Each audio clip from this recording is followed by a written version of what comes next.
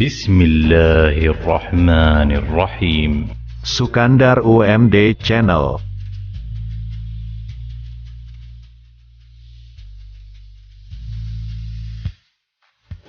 Jangan lupa subscribe, like, dan komen. Assalamualaikum warahmatullahi wabarakatuh. Saya akan membacakan kisah pendek dengan tema Ibuku Seorang Pembohong. Kisah ini diambil dari buku yang berjudul Surga di Depan Mata oleh Ustadz Naufal bin Muhammad Al-Idrus.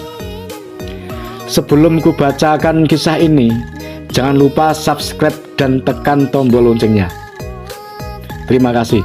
Semoga pemirsa YouTube Sukandar UMD Channel selalu sehat walafiat dan selalu mendapat keberkahan. Amin. Ibuku Seorang Pembohong. Kisah ini bermula saya masa masih kecil. Kami adalah keluarga yang sangat miskin, yang serba kekurangan, bahkan kami sering kelaparan. Saya sering merajuk dan menangis agar mendapatkan nasi dan lauk yang lebih banyak.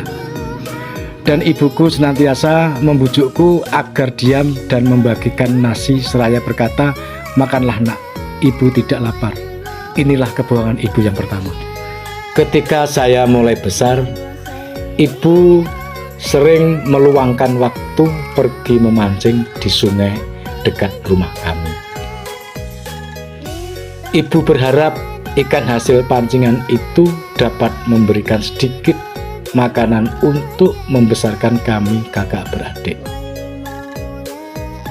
Kemudian ibu memasak gulai ikan yang segar dan mengundang selera. Kami kakak beradik menyantap masakan ibu itu dengan lahap. Sedangkan ibu duduk memandang kami dengan wajah yang menyiratkan kebahagiaan. Ibu memakan sisa daging ikan yang masih menempel di tulang. Saya sedih melihat ibu seperti itu.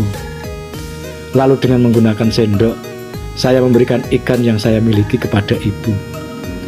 Tetapi ibu dengan cepat menolak sambil berkata, "Makanlah nak, ibu tidak suka makan ikan." Inilah kebohongan ibu yang kedua. Ketika saya masuk SMU, ibu pergi ke warung dengan membawa sejumlah sapu lidi dan kue-kue dijual untuk membiayai sekolah kami.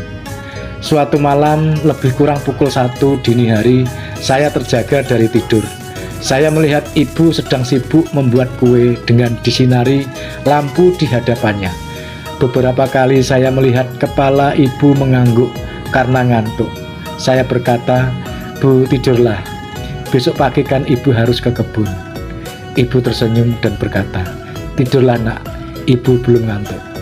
Inilah kebohongan ibu yang ketiga.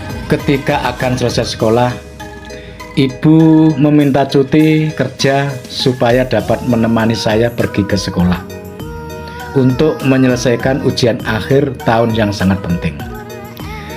Ketika hari sudah siang, panas matahari mulai menyinari, ibu terus sabar menunggu saya di luar kelas.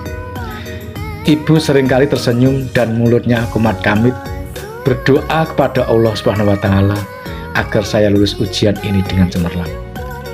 Ketika lonceng berbunyi yang bertanda bahwa ujian telah selesai, ibu segera menuangkan kopi yang sudah disiapkan dalam botol yang dibawanya untuk saya.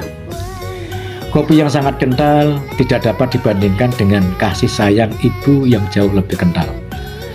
Melihat tubuh ibu yang dibasahi dengan keringat, saya segera memberikan botol itu kepada ibu dan menyuruhnya untuk minum. Tapi ibu cepat-cepat menolaknya dan berkata, "Minumlah nak, ibu tidak haus." Itulah kebohongan ibu yang keempat. Dalam kisah singkatnya, di beberapa tahun kemudian, ibuku pun sudah mulai tua dan tenaga pun sudah mulai berkurang. Alhamdulillah, doa perjuangan seorang ibu, saya bisa meluluskan kuliah dan sukses sudah bekerja. Ibu harus istirahat dan tidak boleh bekerja lagi. Biarlah aku yang menanggung biaya hidup ibu dan menanggung biaya adik sekolahnya.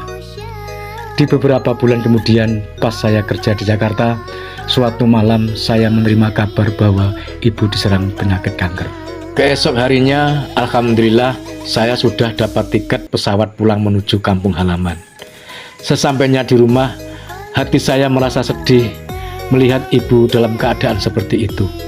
Saya cium tangannya, kemudian saya kecup pula pipi dan dahinya. Tetapi ibu tetap tersenyum dan berkata, "Jangan menangis nak, ibu tidak sakit, ibu baik-baik saja." Setelah itu, dengan tersenyum, ibu mengucapkan kalimat La ilaha illallah Muhammad Rasulullah. Tidak lama kemudian, ibunda tercinta meninggal dunia dan menutup mata untuk selamanya. Para pemirsa YouTube Sukandar UMD Channel yang dimuliakan Allah Subhanahu wa Ta'ala, bagi Anda yang masih mempunyai ibu dan ayah, bersyukurlah. Anda boleh memeluk dan menciumnya. Kalau ibu Anda jauh dari mata, Anda boleh menelponnya sekarang dan berkata, "Ibu, saya sangat menyayangimu."